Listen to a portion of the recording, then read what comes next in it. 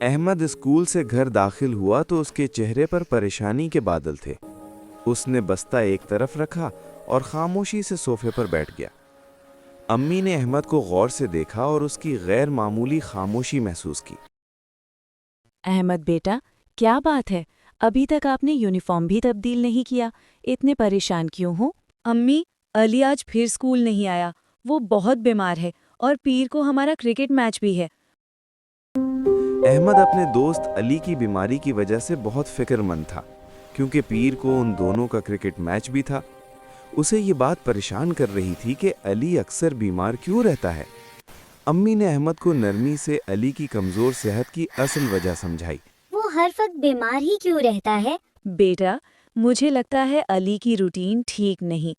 وہ موبائل بہت استعمال کرتا ہے اور شاید جنک فوڈ کھاتا ہے۔ اسی وجہ سے اس کی امیونٹی کمزور ہو گئی ہے۔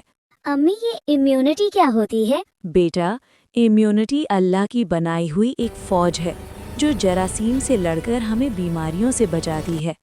تم پریشان نہ ہو، آج ہم علی کی عیادت کرنے چلیں گے۔ علی اسکول سے آتے ہی اکثر غصہ کرنے لگتا تھا، بات بات پر روتا، ضد کرتا۔ بیٹا، یونیفارم چینج کر لو۔ نہیں۔ اور جب اس کی امی اسے یونیفارم تبدیل کرنے یا کھانا کھانے کو کہتی تو وہ بات نہ مانتا۔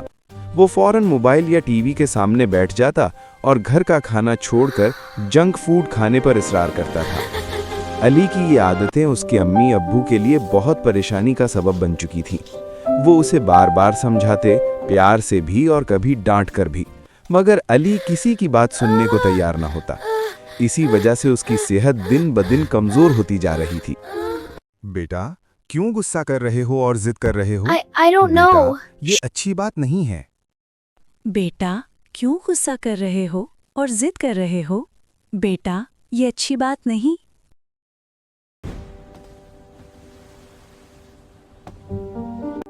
بیٹا، سوپ پی لو، اچھا لگ جائے گا۔ نہیں ممی، نہیں پینا۔ پر بیٹا، ہیلتھ کے لیے ضروری ہے۔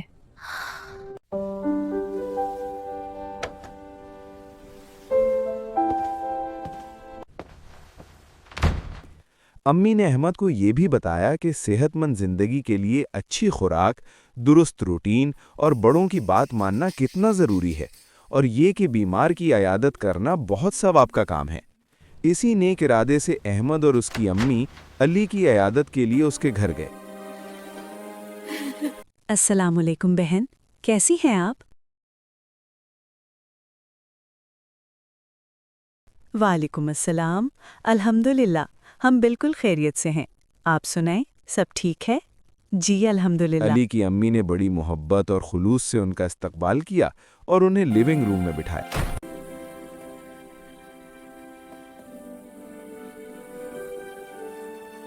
آپ بیٹھیں، میں آپ کے لیے کچھ کھانے پینے کو لے آتی ہوں۔ تھوڑی دیر بعد وہ چائے اور تازہ جوس لے آئیں۔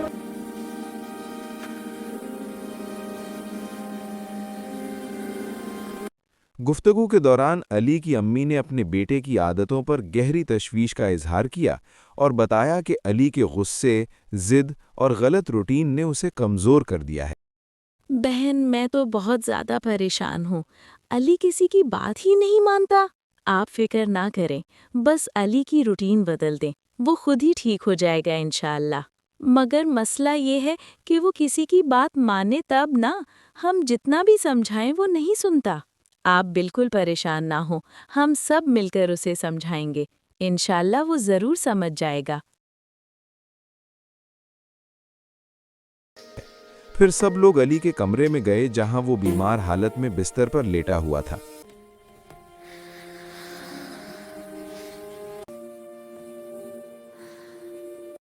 علی، کیسے ہو بیٹا؟ بہتر ہوں آنٹی۔ یہ جسم اللہ کی امانت ہے، اگر آپ اس کا خیال نہیں رکھو گے تو مضبوط انسان نہیں بن سکو گے۔ احمد کی امی نے پیار اور حکمت کے ساتھ اسے سمجھایا اور صحت کی اہمیت بتائی۔ علی، ہمیں بڑے ہو کر بہت سے اچھے کام کرنے ہیں، کمزور نہیں بننا چاہیے۔ احمد نے بھی اپنے دوست کو حوصلہ دیا اور مضبوط بننے کی ترغیب دی۔ آپ کی امی ابو جیسا کہیں اب آپ نے بالکل ویسا کرنا ہے. دیکھنا آپ بہت جلدی ٹھیک ہو جائیں گے اور کبھی بیمار علی نہیں کو اپنی غلطی کا احساس ہو گیا اور وعدہ کیا کہ اب وہ غصہ نہیں کرے گا، بڑوں کی بات مانے گا اور اپنی عادتیں مجھے بدل لے اپنی گا۔ غلطی کا احساس ہو گیا ہے، میں وعدہ کرتا ہوں کہ اب صحت کا خیال رکھوں گا۔ بیماری کے دنوں میں علی نے صحت بخش کھانا کھانا شروع کیا، موبائل اور ٹی وی کا استعمال کم کر دیا اور وقت پر سونے لگا۔ چند ہی دنوں میں علی مکمل طور پر صحت مند ہو گیا۔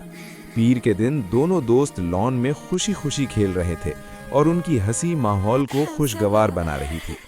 علی کی امی نے احمد کی امی کا دل سے شکریہ ادا کیا اور اس مثبت تبدیلی کو صدقہ جاریہ قرار دیا۔ آپ کا بہت شکریہ، آپ کی عیادت اور نصیحت نے میرے بچے کی زندگی بدل دی۔ الحمدللہ، یہی تو صدقہ جاریہ ہے۔